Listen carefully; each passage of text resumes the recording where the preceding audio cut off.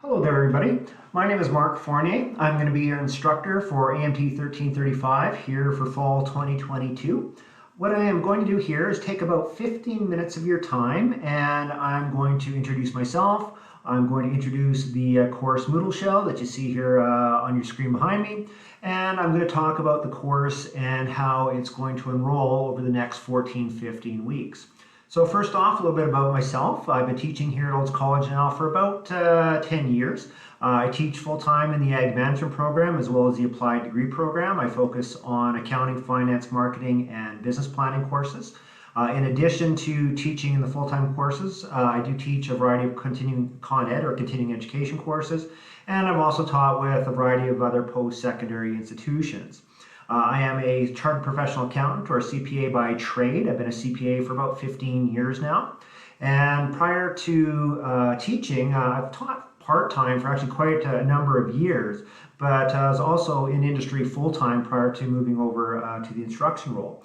While in industry, I worked with businesses and farms that were looking to start up and expand. So my area of expertise is actually rural economic development. So I'd work with farms, businesses that wanted to expand their operations, that were struggling, that wanted to pass on the farm and business from one generation to the other. So I worked in a variety of capacities as a lender, consultant, and some other roles as well. So what I'm going to do is bring in a little bit of that theory throughout the course, or that past experience rather, throughout the course here, because I truly do believe that accounting is not just about numbers. And one thing you will find very quickly in this course is that we're not dealing with billions of dollars. Actually, for our accounting theory, for the textbooks that we're going to use, we're actually only dealing with dozens or hundreds of dollars. I always like to tell people that accounting is not about just preparing financial statements, and it's not about taxes. If you take the AMT 2035 course through continuing education here next semester, what you'll find is that that's where I actually teach you guys a lot about how we use the information. Right now, my primary concern is making sure you know how to put information into the system and how to get good information out of the system. It's kind of garbage in, garbage out. Now, I'm a firm believer that as accountants, we bring order to chaos. What we do is we take all this information and we put it into one very easy to put together, very easy to read statement, balance sheets and income statements, which I'm going to teach you here throughout the semester. And then we use that information to make good, well-informed farming and business decisions. And only by taking the information, organizing it, can we actually find out what we're doing. We can use this information to benchmark against previous years. We can use this information to benchmark against our peers. We can figure out what we're excelling at, what we're not excelling at, what we need to improve upon. So that's what I'm going to focus on. Now, when I teach accounting, I always try to take a step back, because some people get really intimidated and say, Mark, I'm not great with numbers. You don't have to be. Right? As I mentioned, we're dealing with dozens of numbers, dozens of dollars, hundreds of dollars, not tens of thousands, hundreds of thousands, millions, or billions of dollars in this course. So usually when we're dealing with 2 or 3 numbers, like 1, 2, 3, $100 type thing at a time. So accounting itself is more like a game. It's a puzzle. What we're doing is we're taking this external information, we're putting it into our accounting system, we're moving around our accounting system a little bit, and then we use the information that's in our system to create these prepared balance sheets and income statements. So the format's already set in stone. One thing I love about teaching accounting is that all your answers should be absolutely identical every single time. So it's actually just repetition more than anything else. So if we take accounting and treat it like a game, right? So if you like board games, or if you like card games, right? Not so much video games, but board games, card games, we're given this external set of rules, and we have to learn these rules, and we have to play with the rules. But then as we play the game more often, as we learn the rules a little bit more, or actually repeat the rules, not even so much learning a lot of rules, it's just repeating those rules, it becomes second nature to us. And so accounting is very much a thou shalt type of discipline, which is awesome, because once we work through it a couple of times, it's always going to be the exact same process every single time. So I always like to give the analogy that if we were to sit down, open up a board game of whatever board games you like, the first time you watch somebody play a game, if they've been playing it for a while, they're going to make it look easy. But if you just sit down and try and jump in, you're not going to know the rules, you're not going to know the intricacies of how to move things around or anything along those lines. So the first time you play the board game, it can actually be frustrating because you always have to go back to the rule book. You're going to have to see, ask people, why are you doing that? Why would I do it this way rather than that way? But the more times you play the board game, the better you get at it. And it's not that the board game ever changes. It's just that first you learn the rules, and then after that you master the rules. And that's all accounting is. Because accounting is just a few sets of rules that we use to, again, put information into a system, move it around a system, and then pull information out of the system. So I'll encourage you to treat this like a board game. Now, the thing about board games, you have to play them. You have to practice. And the good news is the package that you're getting with the textbook and the workbook, that workbook is worth its weight in gold because you have all the templates right in front of you. You just have to take the questions from the textbook, grab a pencil, fill out the workbook, and kind of run from there. All right, and one thing I will kind of bring up now is as you progress through the course, I'm going to give you the solution, not just for the exercises that we do in class or the exercises that I'm assigning you. You'll get the solutions for all the questions in the chapter of your textbook. All right, the only answers I don't give out are the answers to the assignment questions that I give you guys as assignments here in the course. All right, so with that, let's move over to Moodle and let's take a look around. So I'm just going to turn over to my left here because that's where my main screen is. So in front of us here is Moodle. All right, so this is what's called our LMS or our Learning Management System. So I've set this up. So I'll just close that to begin with. So I've set this up so we have a variety of open items. Right now our open items are the course administration items, our chapter quizzes, our assignments, and chapter 1. So let's go through this kind of sequentially in order. So to begin with, if you look at the very, very top center, if I click on this, this is the suggested working schedule for the fall for this course. And so I've set it up so we systematically work through the class. Now I've been teaching this particular class both face-to-face and online for a good number of years now. All right, so face-to-face 10 years, online probably 8 years. So I've had a lot of opportunities to work with the students that have come before you to find a good, hopefully meaningful pace. So it's never my intent to rush you. We have a fair amount of material, but we have a lot of time to do it. And I realize that you guys have lives, right? You've got kids, you've got family, you've got work, all right? You've got other obligations. And so I've set this up to be as flexible and forgiving as possible. So one thing I'll state, deadlines. Every assignment, every quiz will stay open until the last day of classes. That doesn't mean I encourage you to wait till the last day of classes, all right? Follow through, and I'll go through this in just a moment. I encourage you to complete the assessments, the quizzes, the assignments, what have you, as close to the due dates as possible. And that's just for your sanity as much as anything else, because if you leave everything to the end, it's going to become very, very rushed, and the learning experience isn't quite so positive if that's the case. So if we take a look at the suggested schedule, you notice I've broken it down by weeks.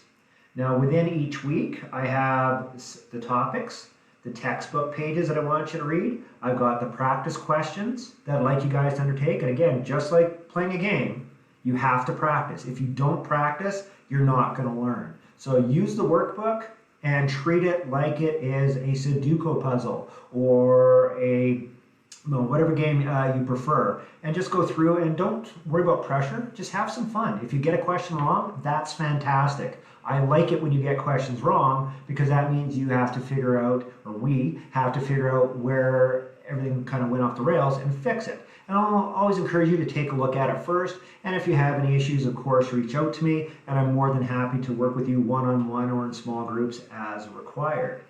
Then you'll notice off to the side here, off to the right-hand side, just going to make that a little bit smaller if I can.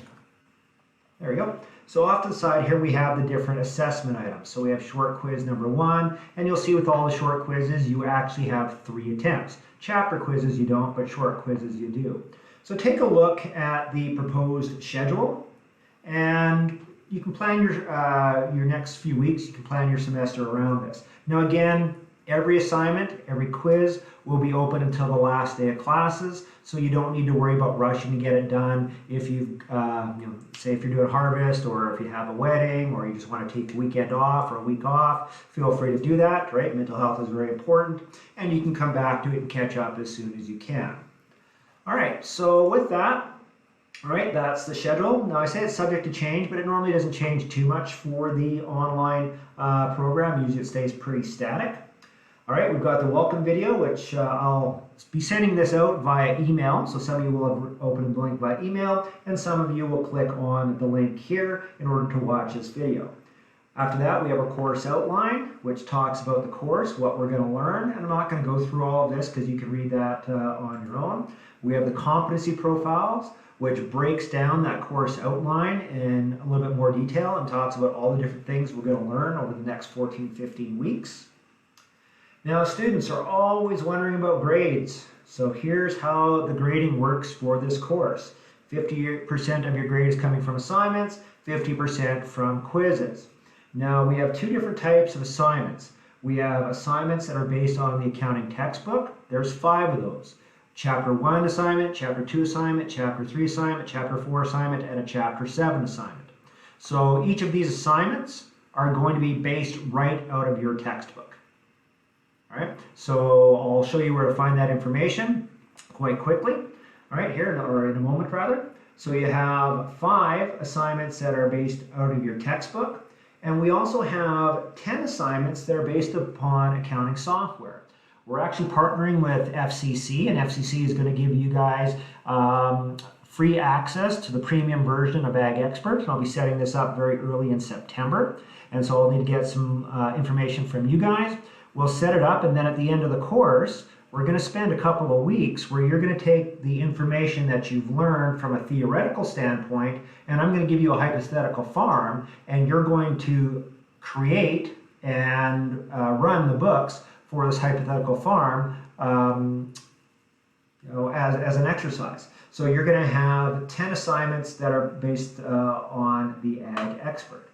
Now, most people, I'm going to be honest with you, get very high marks on all the assignments for both the textbook and the Ag Expert assignments. Because the good thing about accounting software, if it's not correct the first time, you can just go back and correct it, and you still get full marks for it.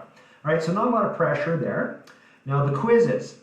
So the quizzes, we have 2 types of quizzes. We have chapter quizzes. So again, chapters 1, 2, 3, 4, 5, and 7. You're going to have quizzes that you're going to need to complete in Moodle. And they're a mix of true, false, multiple choice, and short answer type questions. And we have short quizzes. Now the short quizzes I treat as learning quizzes. So you're going to have 3 opportunities for each short quiz. So if the first one doesn't work well, great, do the second one. If you're not happy with the grade, do it a 3rd time.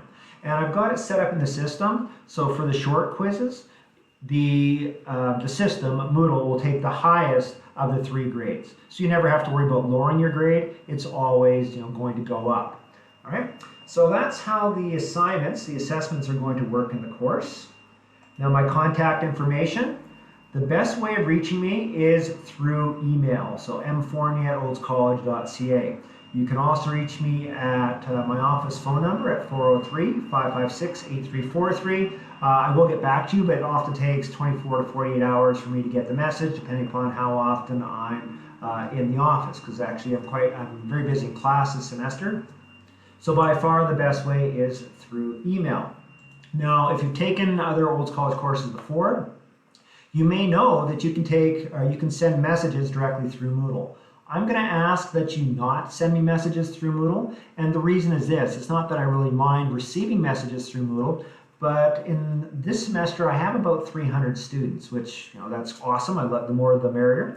But Moodle will tell me every time somebody submits an assignment, completes a quiz, questions. So I'll I'll receive often 100 or so notifications in Moodle every single day. You can see I've already received 47 here this morning. And so most of these aren't questions, they're just Moodle notifications. So I found that students who send me messages in Moodle can often get lost just because of the volume that I receive through there. So I am going to ask that if you have a kind of a personal or a one-on-one type question, email it to me. All right, I'm checking my emails 3 or 4 times a day, so I should be able to respond within the day there. Now the other thing you can do is send questions or ask questions through these announcements. All right, if I have anything that I'd like to send out to a group as a whole, then I will send it out through an announcement or discussion board.